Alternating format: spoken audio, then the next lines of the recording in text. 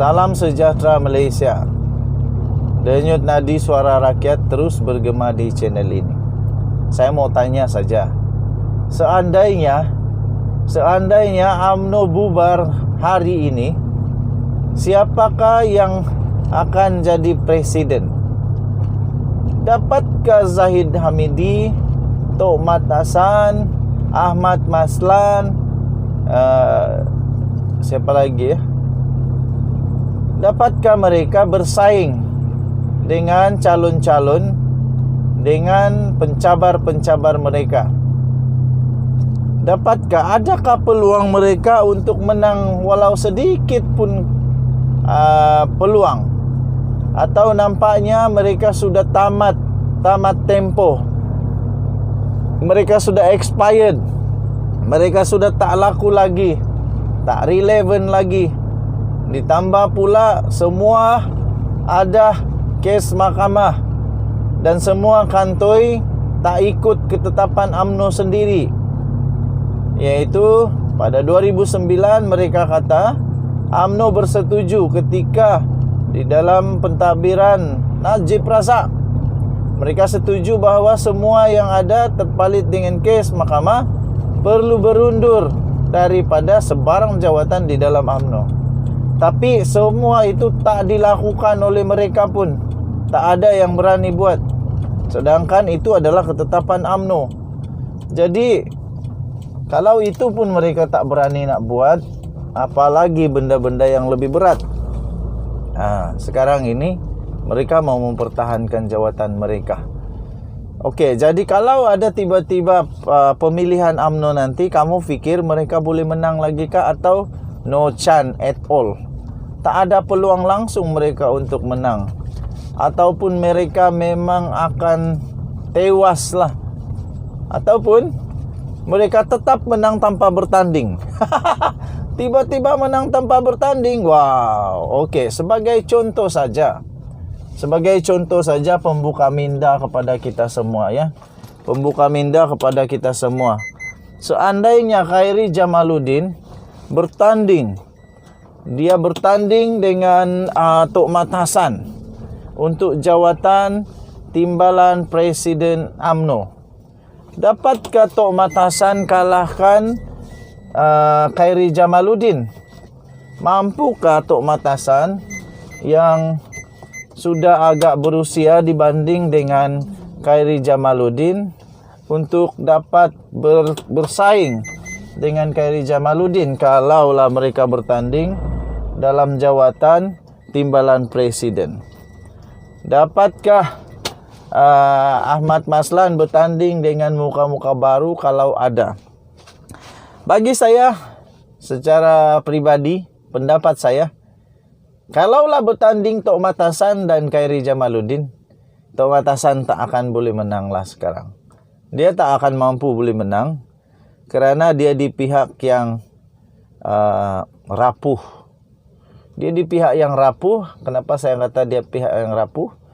Kerana dia di pihak bukan kerajaan. Manakala, maksud saya bukan kerajaan ni macam mana? Dia di pihak bukan menteri. Dia bukan menteri. Itu maksud saya. Tetapi Khairi Jamaluddin berada di pihak, dia adalah menteri. Dia adalah menteri kepada Perdana Menteri. Jadi saya fikir Khairi Jamaluddin lebih mempunyai peluang yang lebih baik untuk menang kalau mereka bertanding. Okey, saya nak mengail dulu, saya mau casting dulu Denyut Nadi Suara Rakyat bergema di channel ini. Bye-bye. Salam sejahtera Malaysia. Denyut nadi suara rakyat terus bergema di channel ini. Saya mau tanya saja. Seandainya UMNO bubar hari ini, siapakah yang akan jadi presiden? Dapatkah Zahid Hamidi, Tok Mat Hassan, Ahmad Maslan, siapa lagi ya? Dapatkah mereka bersaing dengan calon-calon, dengan pencabar-pencabar mereka? Dapatkah, adakah peluang mereka untuk menang walau sedikit pun peluang? atau nampaknya mereka sudah tamat tempo. Mereka sudah expired. Mereka sudah tak laku lagi, tak relevan lagi. Ditambah pula semua ada kes mahkamah dan semua kantoi tak ikut ketetapan UMNO sendiri. Yaitu pada 2009 mereka kata UMNO bersetuju ketika di dalam pentadbiran Najib Razak. Mereka setuju bahawa semua yang ada terpalit dengan kes mahkamah perlu berundur daripada sebarang jawatan di dalam UMNO. Tapi semua itu tak dilakukan oleh mereka pun. Tak ada yang berani buat. Sedangkan itu adalah ketetapan UMNO. Jadi kalau itu pun mereka tak berani nak buat, apalagi benda-benda yang lebih berat. Sekarang ini mereka mau mempertahankan jawatan mereka. Okey, jadi kalau ada tiba-tiba pemilihan UMNO nanti, kamu fikir mereka boleh menang lagi kah atau no chance at all? Tak ada peluang langsung mereka untuk menang, ataupun mereka memang akan tewas lah, ataupun mereka tetap menang tanpa bertanding.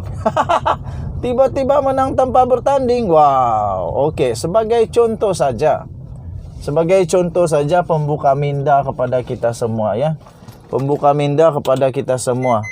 Seandainya Khairi Jamaluddin bertanding, dia bertanding dengan Tok Mat Hassan untuk jawatan timbalan Presiden UMNO. Dapatkah Tok Mat Hassan kalahkan Khairi Jamaluddin? Mampukah Tok Mat Hassan yang sudah agak berusia dibanding dengan Khairi Jamaluddin untuk dapat bersaing dengan Khairi Jamaluddin kalaulah mereka bertanding dalam jawatan timbalan presiden? Dapatkah Ahmad Maslan bertanding dengan muka-muka baru kalau ada? Bagi saya secara pribadi, pendapat saya, kalaulah bertanding Tok Mat Hassan dan Khairi Jamaluddin, Tok Mat Hassan tak akan boleh menang lah sekarang. Dia tak akan mampu boleh menang kerana dia di pihak yang rapuh. Dia di pihak yang rapuh. Kenapa saya kata dia pihak yang rapuh? Kerana dia di pihak bukan kerajaan. Manakala maksud saya bukan kerajaan ni macam mana?